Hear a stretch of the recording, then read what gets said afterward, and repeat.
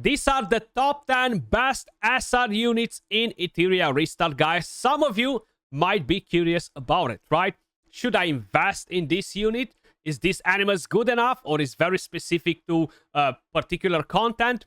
Are they all-rounder, etc.? That's exactly what we are going to discuss in today's video. So we actually have quite a few strong SR units. Some of them are actually really, really powerful, and I find myself on using quite a few of them on daily basis, basically. So let's start with the very top. We're gonna go straight to Marll. I'm not going to rank them like number 1, 2, 3, 4, and 5 because it's very situational. It's definitely not something that will make any sense whatsoever. But you can invest with confidence in any of these 10 units that I'm about to mention, because all of them are really, really good, and you will find yourself using them in some content, regardless if we're talking about shell farming, if we're talking about module farming, if we're talking about the GP outpost, if we're talking about PvP or other PvE content, or hell, even guild versus guild.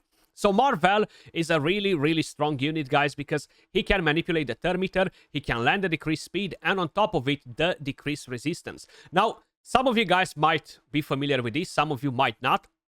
Basically, this game has a very, very unique mechanic. If you guys are paying attention to something that says it has a 60% chance to decrease the target's thermometer by 40, okay? So that 60% chance can go higher with the more accuracy you have on your unit. So landing this decreased resistance before other units that are attempting to land the defense down or decrease attack or decrease speed, etc., or some other debuffs, okay, is going to be extremely helpful, because that chance for the other allies to land the debuff is going to increase unless it's already at 100% chance, okay? So decreased resistance is really, really helpful. He can silence the enemies, which is really helpful, regardless if we're talking about PvP or waves. Of course, this does not work on bosses. He can steal thermometer.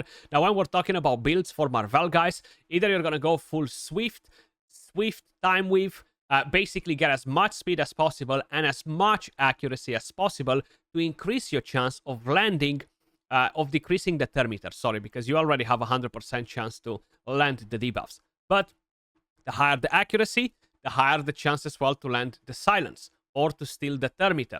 So everything will actually be much better if you have high accuracy on the unit. But you need high speed too, especially if you're going on a speed race in PvP. The next unit, guys, Valyrian. I do have to say one thing. I really underestimated this Animus. It's not a character that I've built early on. I'm actually still in the process of building her. I have her at level 44, 5 stars. Probably at some point I will 6-star her. But she is extremely, extremely powerful. If we're talking about the Terror Maton, if we're talking about the Amber Track, if we're talking about PvP, she is just an absolute freaking monster as a support unit.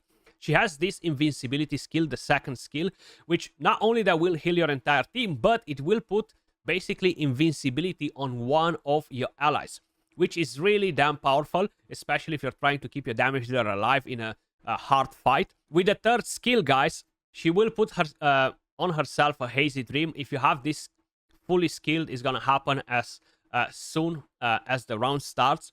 That can actually buff your team with a shield. She can equalize the HP percentage of your team. And of course, put that basic buff effect. And that can actually give one of the random buffs. Attack, increase defense, crit rate, or increase speed. So that can be really, really helpful. Overall, crazy, crazy good support. She was a massive carry for me in some of the content already. And yeah, really, really good. You can get her if you spend $1 or if you spend anything, she will be given in a pack, right? Now, when we're talking about builds for her, guys, you want to prioritize high HP on her, a good amount of defense. You don't need to go crazy with the speed. You kind of like want her to be the last one going in the team, more or less, to be able to buff and have everything ready for the next round, you know? Moving on to the next one, guys. My most favorite SR unit, and that is Deering. crazy good damage, guys. One of the best single target damage dealers in the entire game. And no, they should not nerf this unit because it's good to have good SR units in the game. If everything that will speedrun or if everything that will do good damage are SSRs, hard to get and stuff like that, there would be pretty much no fun in the game for free-to-play and low spenders. Now, I know if you did not pull this unit, you hate him because you cannot do what others are doing. But that does not justify you guys asking for Deering to be nerfed. I'm saying that because I've seen a lot of people saying, oh, they should nerf Deering, they should nerf him. Why? Because you don't have him? No, they should not nerf him because you don't have him. But either way, let's move on to more important things, guys. You do need to have strong SR units in the game, and Deering is one of them, okay? He has the ability to absolutely demolish enemies. If I reset him with Lily, I do tend to almost kill all of the bosses with this skill. But of course, if we're going to Hell 4, if we're going to even Hell 3, actually, I do need some other help from other units. The more debuffs I bring in to enhance the damage, the better. But he can absolutely demolish. He has a very good passive that will boost his extra crit rate into crit damage. And he will gain crit rate from the passive too, which is really, really strong. So you want to build him, of course, with high crit damage, high attack, a good amount of crit rate as well. If you have more crit rate, don't worry, because that will be converted into crit damage later. You don't need to have him crazy fast or anything like that. In terms of gear sets, they're really module sets. They're honestly a lot of combinations. It depends how far you advanced in the game, what you have available and all that, you know. But at the moment, I have him on a Harvest, and I can't even remember what other set I have on him, but he does the job for the moment. Then, moving on to the next one, we have Sanya on the list, guys. An absolutely amazing support unit. Even if you have Ling Lu, Sanya will still be useful on your account, okay? Probably because she is one of the very few revivers that we have in the game. So she can revive, she can heal, she can do a bit of a cleansing as well, right? Now, she's not necessarily the most OP healer in the game. She did got a bit of a nerf bug fix from the beta, right? Which made a lot of people think that she's going to suck, but she's really, really good. I'm still using her on daily basis, to be honest with you guys, and she's a very solid unit. If you want to build her, you can go, of course, with Cure, Swift. You can prioritize high defense on her and get the shell, I forgot the name of it, that will give you a massive shield too, or the shell that will enhance the healing. I think that's what I have on her at the moment. There are too many names to remember them all, guys, so apologies. You're going to have to read the skills for the shells to find out exactly what I'm talking about, but I'm sure the majority of you guys are already well familiar with all that. So, really, really powerful support unit. You do get... you do need to summon her, sorry. You don't get her for free. So, if you don't get her by the time you get Ling Lu on day 7, then maybe don't necessarily jump on building her unless you really feel like you need her to carry you through content, revives, etc. Then, moving on to the next one, guys. We have Chiaki the Echo, the Freya budget version in a way or another.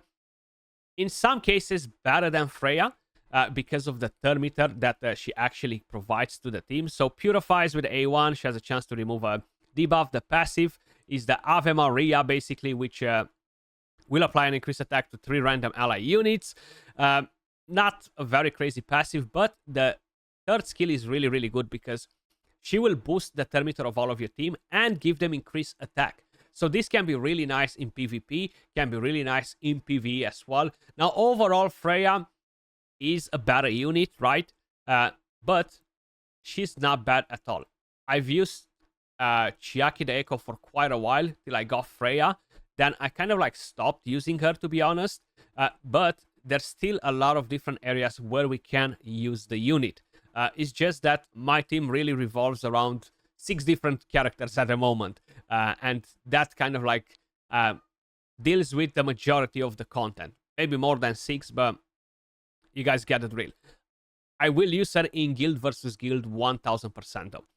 Moving on to the next unit, guys. We have, of course, Kazuyo the Reverie. Now, Chiaki the Echo requires high speed, no accuracy. You want to build her with as much speed as possible. I forgot to mention that. So, swift, swift, swift, swift. Kazuyo the Reverie, a goat in PvP, a goat in Doki Doki because she has very, very strong crowd control. The best thing about it is that it's on a 3-turn cooldown. Slumber, which is sleep, decrease attack, passive, really not bad at all, and the A1 has Slumber again. The best build for Kazuyo will be Swift plus Time Whiff, because that will decrease the cooldown of her using the third skill even more often and keep those enemies controlled. Very fast with high accuracy. That's what you want to prioritize on her. The good thing about her as well is that she has a very high base speed at 124, which will enable you to make a beast out of her in PvP.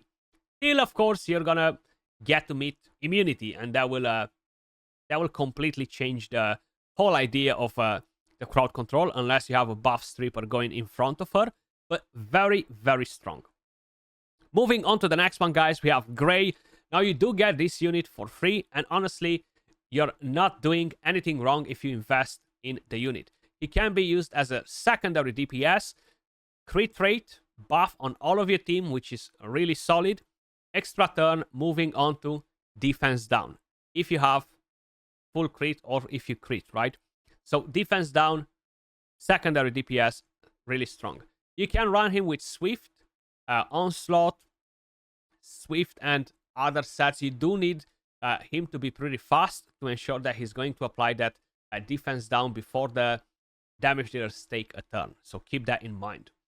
Then moving on to the next one, guys. We do have Viper, which definitely makes my top 10. Really, really powerful. Not good for the Terrormaton because of the elemental affinity, but can be used on Aurora, can be used on PvP to strip that freaking immunity for from the enemies. Attack down and speed down, and freaking dispels 2 buffs from the enemies, guys. What a freaking crazy skill. Once again, you want him very fast with high accuracy. Swift, Time Swift can be really nice on him too, to constantly drop the buffs from the enemies and put debuffs on them. Doesn't deal like crazy damage or anything like that, unless you're going in a PvE content stage where you're going versus him and he's absolutely demolishing you. He can silence with the first skill too. But Viper is really, really good though. So definitely do not sleep on him. He's a unit that I still have to build. I haven't built him yet, but he's very strong. Then, moving on to my most favorite crowd control unit. Kraken. I do prefer him over Kazuyo, to be honest, because he drops the freeze instead of the slumber. With the slumber, you can wake them up. With freeze, they can't do anything, right? So they're going to miss their turn, guaranteed. And best build, once again, is going to be Swift, is going to be Time Whiff. That will actually enable him to decrease the cooldown of his A3 skill or S3, which is on a 4-turn cooldown. Kazuyo does have the Pro on it because that is on a 3-turn cooldown.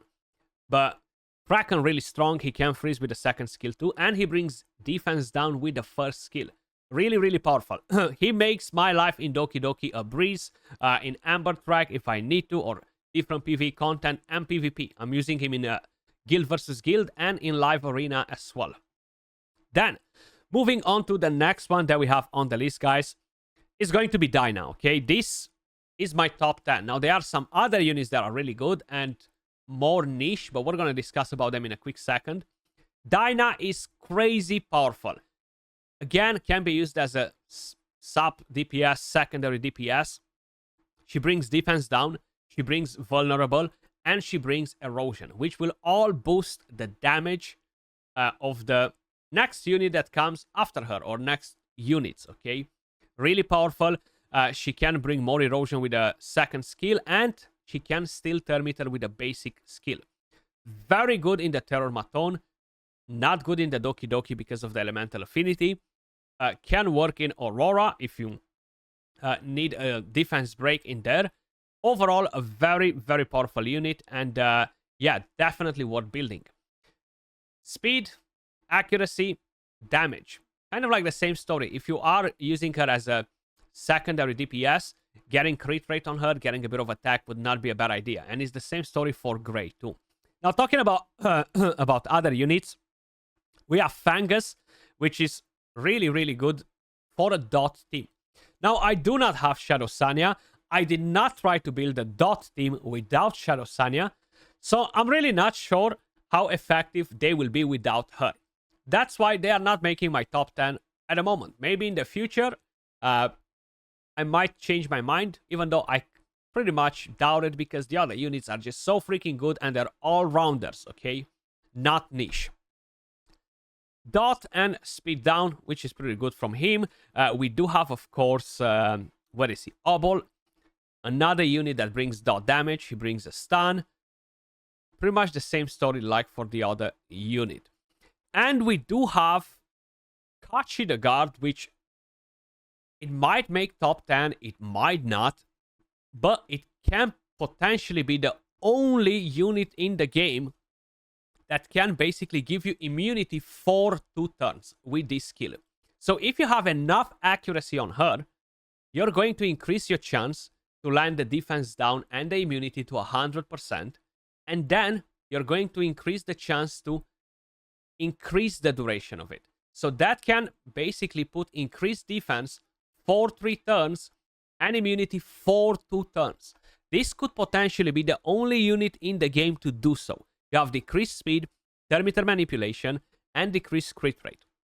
Now, this is something that I will have to basically play around with, do a bit of testing, but definitely worth mentioning this as well. That was all for this video, guys. Let me know what is your top 10 best SR units in the game. Have you built any of the units that I've just mentioned, or you have built all of them so far, or more or less you're in the process of doing so. Appreciate all of you guys watching. If you enjoyed the content, smash a like, subscribe. It really, really helps a lot, and I will catch you all in the next one. Peace.